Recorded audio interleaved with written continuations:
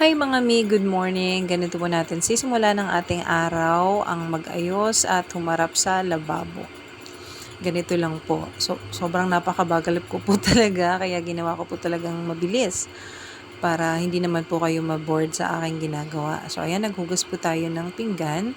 Normally, ginagawa po namin to sa gabi, kaso nga po kagabi ay 12 na po yung shift ko natapos. Kaya hindi na po tayo masyadong nagbabasa ng kamay. So, ayan, nagsaing muna tayo kasi pagising ng bata ay kakain at iinom ng vitamins niya. So, ayan po ang pinaka-routine natin. Saing at maya-maya mag-iinit tayo ng tubig para meron tayong pampainit ng sikmura. So ayan, linis muna tayo at kailangan fresh sa umaga bago magsimula maglinis at mag-impis dito sa bahay. So ayan, ganito lang po tayo. Ang sabon po natin ay mga kojik-kojik lang na in-slice. Ganun daw tayo kasi hindi pa tayo mayaman. Kaya sa ganung pamamaraan muna tayo magtitipid. Kasi kahit papaano magagamit siya ng matagal. Kasi pag isang buog mo naman talaga siyang gagamitin, ang bilis niyang matunaw. So ayan. Tayo mag-iinit din po ng tubig. So while nakasalang yung tubig, tayo naman magpupunas dito ng bintana. Kasi ito ay madalas na lang mapunasan. Pero kasi ang dami talagang alikabok. Kaya nakakaumay araw-araw magpupunas. Pero maigi na rin yun kasi yung bata natin ay hatching ng hatching. Hindi maubos-ubos ang likabok. So ayan, kumulo na ang ating iniinit na tubig. Tapos nito tayo na may magkakape. So, kayo din ba, mga mi, kahit tanghali na kayo gumigising, kayo nagkakape pa din o nagpapainit ng tubig? Siguro nga kasi nga nakasanayan na po natin ito simula nang tayo maliliit pa. Hanggang ngayon na tayo malalaki na ay ganun pa rin ang nakasanayan natin. So, hindi pwedeng mawala ang hindi uminom ng mainit na tubig sa umaga. At dahil ako ay breastfeeding mom, so hindi ako magkakape for today. Ako lang po ay maggagatas at magmamilo kasi yun po ang advice ng mga kapwa ko breastfeeding moms na Milo talaga yung nagpapadami ng milk. Though ang anak ko ay 19 months na siya, hindi na to siya umiinom ng kahit anong gatas na formula man yan o Bear Brand or full cream milk ay hindi niya po talaga yun iniinom. Kasi nga, nasanay na siya na sa akin na lang siya palaging dumidede. Sa iyo ba mga ilang buwan o taon tumigil ang inyong mga anak mag, um, mag-breastfeed? Kasi sa akin parang ayaw nitong tumigil. Parang ito na yung kanyang pampatulog. Pasensya na po sa background at siya po ay nag-iingay. At nakikita niya ako ay nag-voice over. So, ayan, timpla-timpla lang tayo guys. Ganon din po ba kayo nagsasawsaw ng tinapay sa kape? So, ayan. So, before pa tayo maglinis, kailangan po natin magbasa, mag-devotion bilang isang Kristiyano. Kailangan natin i-feed ang ating soul sa salita ng Diyos. So, sa pagbabasa ng Biblia ay napakalaking bagay para sa ikauunlad ng ating spiritual life. So, ayan. Nung bata ako ay hindi talaga ako mahilig magbabasa ng ganito. Ang bilis kong magsawa. Gusto ko laging may pictures para na-entertain ako.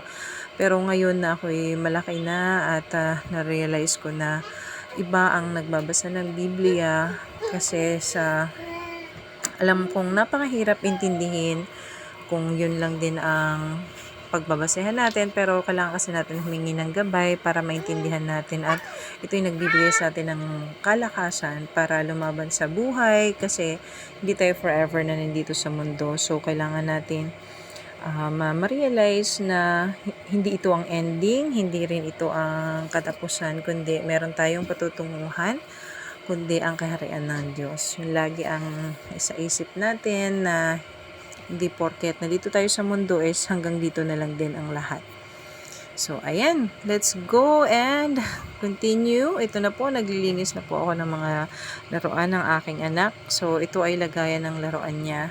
Ito'y kanyang inaakit-akit na at napaka-curious na bata. Gusto laging nag-aakit-akit at gustong kinukuha yung mga laruan niya at ibabalik niya din pag hindi niya na nilalaro. Ang ano ko lang is baka madaganan siya pagka hinawakan niya at kunin ang mga laruan sa itaas. Kaya tinaas ko muna.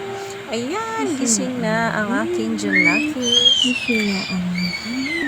Gising na yan. Pero gustong magpakarga at bagong gising nga siya. Ayan. Pero sabi ko ako'y maglilinis ngayon at tulungan niya akong maglinis ng kanyang mga laruan.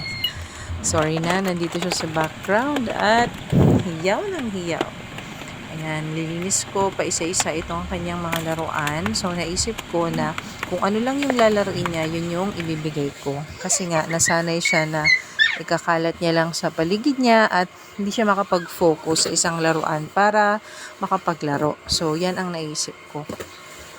So, ayan, tumutulong yan siya maglinis. Nilalagay namin yung mga laruan niya doon sa kanyang drawer. At ito naman mga stuffed toy. Ito'y padami ng padami. Ako hindi po bumibili ng stuffed toy para sa anak ko. Madalas po ay binibigyan siya ng mga stuffed toys ng mga kapitbahay na nagiging kalaro niya din pag siya lumalabas.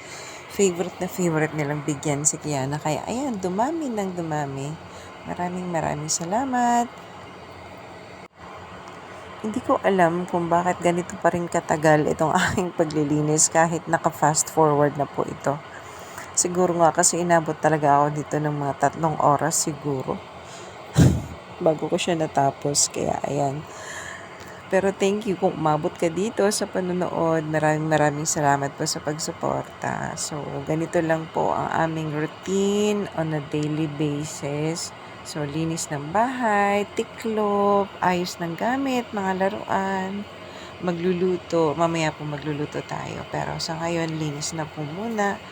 At kailangan malinis ang paligid dahil may bata na kung ano-anong sinusubo, kung ano-anong nilalagay sa bibig. Kaya ayan, karga-karga ko siya nung tinanggal ko yung mga foam kasi ang dami niya pwedeng mapulot.